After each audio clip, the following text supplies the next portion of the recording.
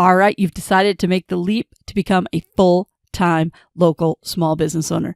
So today, let's talk about 21 things you need to know before you make the leap to full-time local small business owner. Listen, you are going to be full of fear and excitement. There's nothing more rewarding than building your own business, but it comes with a cost because there's going to be times when you are going to be scared to death to make that change.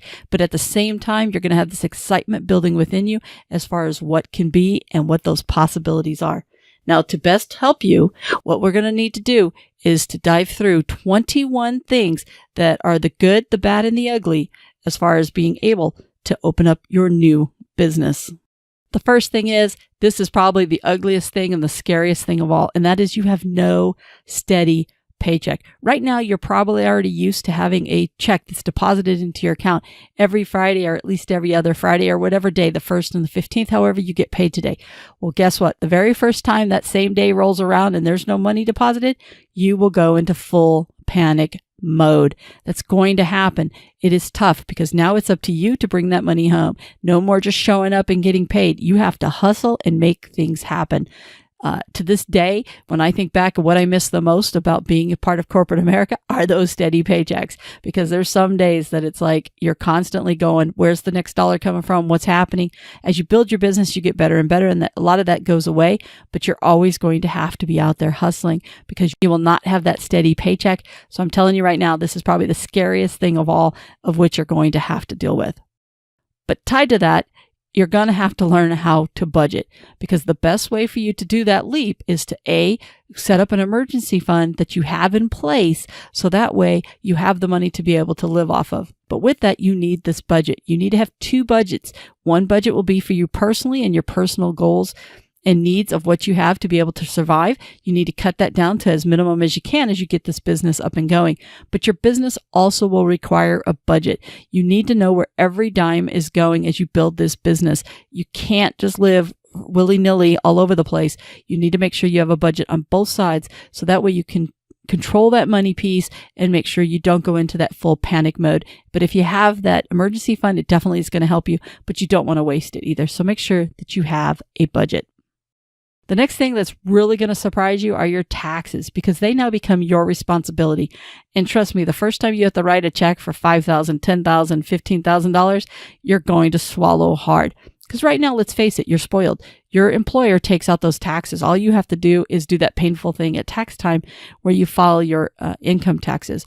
But there's a lot of taxes that you're not going to be used to. It feels very differently when all of a sudden you're writing that check for that 25%, 30%, 40%, whatever it is that you need to do. The other thing that you're going to have to make up for is your Social Security taxes. Right now, your employer pays half of those. You pay the other half. So right now, you're doing about 7.5% to your Social Security. Guess what? You've got to pay that whole 15% going forward. So you've got that 15% on top of your regular taxes. Taxes will be tough. You're going to have to make sure you file those quarterly taxes. For those of you that feel the need, you definitely want to get a CPA or someone to help you out with that. But this one is going to sting a little bit, especially when you start watching what those numbers are. The next thing you want to do is you want to have a rainy day fund. Earlier, I talked about the fact that you need to make sure that you have the money set aside for to make that leap. But the second part is you need to continue to maintain that. So as you go, you don't want to deplete it. You want to keep that rainy day fund because things happen within our business. If something was to happen globally or where, something happens with the financial markets out there, or there's another major issue, or the weather goes crazy and uncharacteristically, or there's flooding, or there's a massive earthquake, whatever the case may be, you need to have a rainy day fund, because if your business dries up, you're going to need money to be able to keep the business open and to keep your personal life going. So make sure you always keep that 3 to 6 months of expenses going, not only to make the leap, but also to continue on going forward. All right, this one also is going to be a painful one, and that's going to be your insurance plan. You need to make sure that you have one in place. Right now, you are probably on your company's insurance. Obviously, the best thing for you would be as if you had a significant other who you could be on their insurance so that you can go ahead and keep that. But I'm telling you right now, in today's crazy world, insurance is expensive. And you're going to want to make sure that you have in place before you make that leap. What insurance plan are you going to go on so that it's there? Because remember, you no longer will have that workers' comp to be able to cover you if something was to happen. So also, things are going to happen. You're going to get hurt. You might have an emergency visit or two. So you need to make sure you don't want to create a massive problem for yourself. So without that insurance plan, you got to do your homework so you know exactly how you're going to be covered. You will also make less money per hour than what you do now. It sounds good. You might say, hey, I'm going to charge $300 for my services. And that sounds good. But you got to remember, you're working a lot more hours on your business. And there's going to be a lot of hours that are spent where you're not making money. So you're not really truly making $300 an hour. You have to take that entire amount that you make and divide it by all the hours that you work. Typically, most local small business owners are working 40, 50, 60, 70 hours a week, mostly in that first year or two. A lot of folks are working 60, 70 hours to make that work, and they're not installing, they're not selling products or services during all that time. There's a lot of time you have to spend working on your business. There's drive time and everything else. So that your dollar average actually does go down, especially in the beginning as you're trying to figure it out. But the better you get at your processes and whatnot, that dollar average will come up, especially when you start learning about your numbers and how to make more money. But in the very beginning, more than likely, you're going to make less money per hour than what you do because you probably work 30, 40 hours at your day gig and it's guaranteed, per hour type of thing. But when you're on your own business, you're working a lot harder because you're trying to get it off the ground. So you just need to be prepared for that. It's going to sting a little. Next thing, one of the best things about being a local small business owner is you get to be your own boss. You don't have that boss breathing down your neck. You don't have to worry about what that company wants to do. You can set their own pace. You can build the company of your dreams. You can make it whatever it is that you want to do. This one here is very exciting. Now, it does have a downside to it, which we're going to cover in a few of the items coming up here. But I will not lie. Being your own boss is a wonderful feeling because you control your destiny. You control how much money you make. You control who you get to work with, what types of people you get to work with, and all that good stuff, which we'll talk about here shortly. But it's a wonderful thing to be your own boss. Now, I'm going to tell you, your new boss, by the way, can also be a real jerk, can be a slave driver, is someone who's going to kick you in the ass. Because here's what's going to happen. There's going to be mornings when you wake up and all you're going to want to do is hit the snooze button, and that boss inside of you is going to click and say, get your butt up. You need to go to work. You need to get things done. Your new boss is going to make you work those crazy hours we talked about earlier, and it's going to have you do some things that are going to be uncomfortable. They're going to put you in front of people if you're not used to that.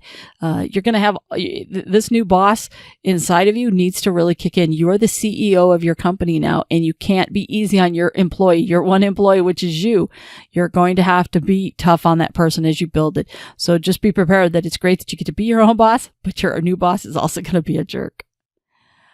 By the way, bye-bye to those employee perks. I should have covered this one earlier, but here's the thing with the employee perks. Right now, you get sick time, you get vacation time, you get all kinds of cool stuff that go along, 401k and everything else. Well, guess what? All of those are gone when you're done. So, more than likely, you're not going to be having breaks in the beginning. You might not even be having vacation time. You'll be lucky if you get a day off. And you know what? There's going to be mornings that you wake up and you are sick as a dog, but yet you've already got commitments that you have to do. And you're going to have to go to work sick, where in the past you got to not go to work. You were saving for your, if you had a company 401k, you were probably having money come out for that, or they were matching it or putting it in there for you. Guess what? That's gone as well. So make sure when you're looking at that jump and that leap that you look at what is going away and how you're going to be able to live and survive with what you have. Next one, by the way, you have no one to blame but yourself. Right now, a lot of times in our companies and our businesses, when we get paid by somebody else, we have people to blame. We can blame our boss. We can blame the other employees. We can blame the company. We can blame the bureaucracy. We can blame anyone but ourselves. Well, guess what? When you are your own business owner and the buck stops with you, there's no one to blame but yourself. Yeah, you can sit there and you can try to blame the weather and everything else, but you know what? At the end of the day, it's all on you. You didn't make the plans to get through those tough times. You're the one that didn't make sure that you had the right products or services. You're the one that did. So everything stops with you. You have no one to blame for yourself. So be prepared that you're going to beat yourself up quite a bit. Remember that jerk of a boss? That's right. Now, there are no corporate company to bail you out. I kind of just talked about that, but it's important for you to understand that, because right now, if you're part of a business that has a corporate group, you might not see what's going on behind the scenes. And if that store is not profitable or whatnot, a lot of times the corporation can come in and help bail them out or help get them through, especially if they're short on payroll or something else. Well, guess what? If you're that person and you're running it, there's no one to come bail you out. Every mistake that you have, you're the one that's going to have to solve it. Right now, if you have a problem, you can go get your boss. But guess what? When you are that boss and you're into a pickle and you don't know how to solve it, there is no one to bail you out. You're going to have to figure it yourself. Now, you can reach out to your mentors or other business owners or whatever the case may be. But at the end of the day, the work's all going to come on you. The only person who can resolve it is you. By the way, you are going to have some customers yelling at you. No matter how great you are at customer service, there's always going to be times when people are upset. And the important thing is you're going to have to learn how to let people yell at you. And if you're someone who struggles with people being in your face or being mad or upset, you're going to have to get over it because you can't get into altercations with your customers. You're going to have to listen, hear them out, and help resolve the issue, because the number one thing you're going to have going for you in your small business is your word of mouth, is your referral business. So you need to make sure that you understand that you can learn how to handle customers yelling at you. The biggest thing I can tell you is make sure you understand they're not mad at you per se. They're mad at the situation and they just want the situation resolved. But if you don't like confrontation and you don't like people yelling at you, you better get prepared, buckle up, because you're going to have some people yelling at you. Hopefully, if you do it right, you're going to have very few, but it will happen. It's not a matter of if, it's a matter of when. Now, being a local small business owner can also be very lonely because right now, if you have a job, you have other people that you interact with. And even as an introvert, I'm an introvert as well. But you know what? I can only be alone for so long. I kind of need other people. And plus, you need those other people to be able to bounce ideas off of and whatnot. I can tell you that some days when you feel very lonely, when you're running into problems, you're not really alone. You need to reach out and find other business owners that you can talk to, other people that you can talk to. If you feel yourself really craving, needing others, you need to go out and you need to seek that, because it's going to feel very lonely. But I promise you, if you start to feel that way, there are other folks that are walking in your shoes. One of the reasons that I love my local small business coach podcast is I'm able to pull together a group of you guys and just really let you guys know that you're not alone. Other people suffer from the same thing that you do.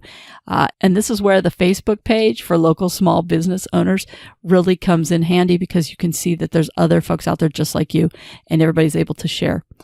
So if you haven't already, just go to Facebook and join the Badass group. All right. With that, you're going to have to wear many hats. Right now, right now we get really excited. We think about the doing of the business, of what it is that we're going to do, but you're going to wear a lot more hats. You're going to be the head of marketing. You're going to be head of operations, of merchandising, of purchasing. You're going to be the scheduler. You're going to be doing your bookkeeping.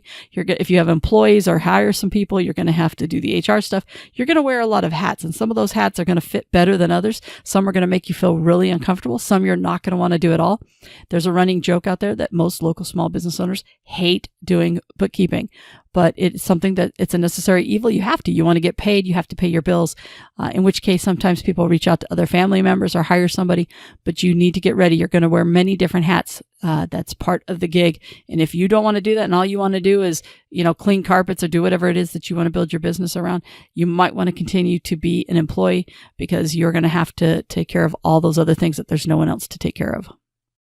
Which I want to pull this one out a little bit. There is no human resource department to handle employee problems.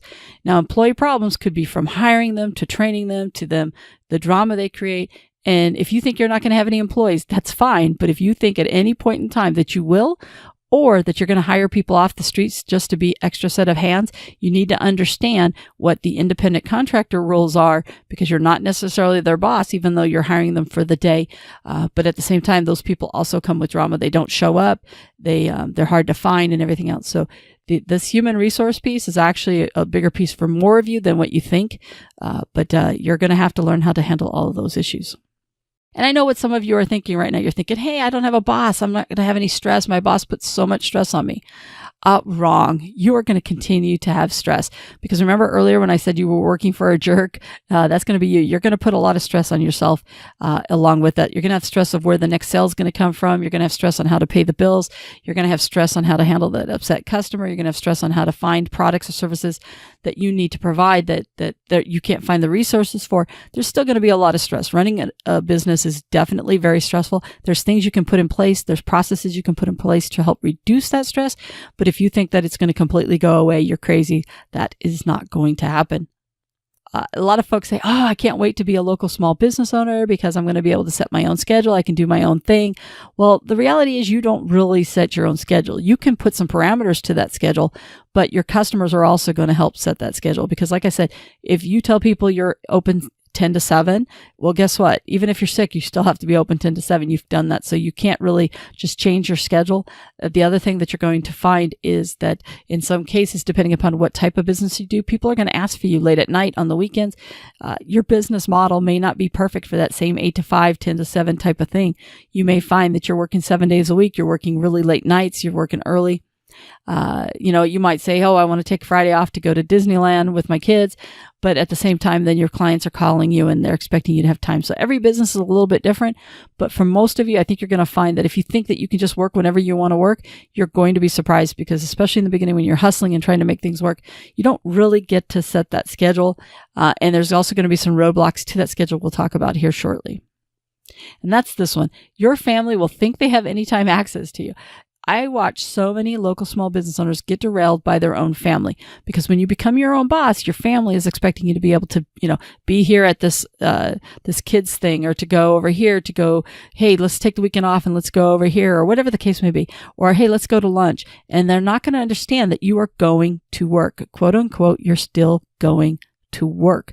And they're going to want to have full access to you. I've watched a lot of people's businesses get derailed because they start doing all the things that their family wants to do. And instead of working, you've got to go to work. Now, I'm not saying don't enjoy your family time, because you can play around with your schedule between this one and the last one. You can play around your schedule to fit your family needs better. But at the same time you've got to be very careful. It's a fine line that you need to walk, and you might find that you run into more problems than you don't. You really don't control everything. There still is bureaucracy. I know a lot of folks hate the bureaucracy that comes with their work currently, because they have to run things up the ladder. But guess what? You're going to have a different type of bureaucracy that you're still going to have to deal with. So, for example, you're going to rely on other vendors or other people for some of your products or services, or to help you out. And guess what? It's not going to go as smoothly as you think. Just because you're your own boss, if you're dependent upon other people in any way, shape, or form, you're still going to run into roadblocks. If you decide you're going to do something that's going to be government related, or work with your city or county or whatever the case may be, guess what? You're going to have to deal with their bureaucracy. So you don't really fully get away from the bureaucracy, because you're going to have some that are still with other vendors, other companies, or even within your own company. So if that's one of the reasons you're becoming a local small business owner, I just want to let you know that does not go away. And if you're somebody that really feels the need to have pats on the back, well, there's going to be no one there to do that for you. A lot of times everybody's motivated by something different. Some people like the attaboys and, hey, you're doing a great job and everything else. You're going to have to be the one that gives that to you. You're going to have to take moments to really appreciate your successes, your wins, and when you do a great job with a customer or a client, because there really isn't going to be someone else to do it. Now, don't get me wrong. You've got to realize that some of your attaboys are coming from your customers and clients. When they're referring you out to other people, that's a form and version of attaboy. They're patting you on the back. They're telling you great job, because they're willing to give you to their family, friends, and neighbors. And that's a wonderful thing. Sometimes you'll hop onto Facebook and people will say really nice things about you and your business. So it's not so much that a person's going to pat you on the back, as much as you need to look for it and see it as it's coming from other people and other ways and other locations of what you're normally used to seeing. You need to be self-motivated. One of the things you're going to find is you're going to definitely be motivated by the fact that you need to get up and go to work, because you got to make some money. So that part's definitely there, but it really needs to be self-motivated. I can't tell you how many local small business owners I run into that have zero motivation, and then they wonder why their business is not growing, why it's not doing better. And yet when you give them advice on things that you do, they're not motivated at all to improve their business, to go out there and meet new customers or clients. They're not motivated to go try new marketing things, whatever the case may be. You really have to be self-motivated. If you're not a self-motivated person by nature, you really need to second guess and think through if this is the right thing for you. Because if you like just checking boxes and going to work and doing whatever's told you, that's not going to happen when you own your business, because the person that's setting your agenda for the day is you. The person who's setting what you need to accomplish is you. So if you're not a self-motivated person, you really, really, really need to think hard if being a local small business owner is the right thing for you. Because some people, there's nothing wrong with that. Some people just thrive better and do a much better job when they have other people that are motivating them and that are giving them what they need to accomplish for the day to be able to make that paycheck. Your paycheck now is 100% dependent upon you and you motivating yourself. Listen, nothing is more rewarding than being a local small business owner. Having your own business, period, whether it's local or if it's an online business or whatever the case may be, it's a wonderful thing. And I just want you to go into it with your eyes wide open. I want you knowing the good, the bad, and the ugly of everything that you need to understand before you make that leap. And hopefully you've seen some of the things today. Some of the stuff should not be new to you. Some of it might have given you an aha moment for you to be able to think about. But the important thing is that you make that leap with your eyes wide open. Make sure that you have the money set aside to be able to make that leap. The closer you get the boat to the dock, the easier that leap's going to be. So if you can do part-time until you can get to full-time, that's wonderful. If you're going to just dive in head first, then you definitely need to make sure those eyes are doubly opened because you need to be able to be careful with that. So with that, hopefully you've gotten some ideas of what it's going to take to be able to get your business open. And I wish you the best at doing that. And don't forget, we've got a couple resources for you. We've got the Local Small Business Coach podcast, where every week we have a show that's dedicated to helping you improve your processes, make more money, drive your sales, help you with your teams. More importantly, help you to get to earning $100,000 in take-home pay. Definitely check it out. You also can go to the localsmallbusinesscoach.com website for even more stuff. But we're here for you, and I hope you will join us and listen. And I can't wait to see you make that leap to a full-time local small business owner.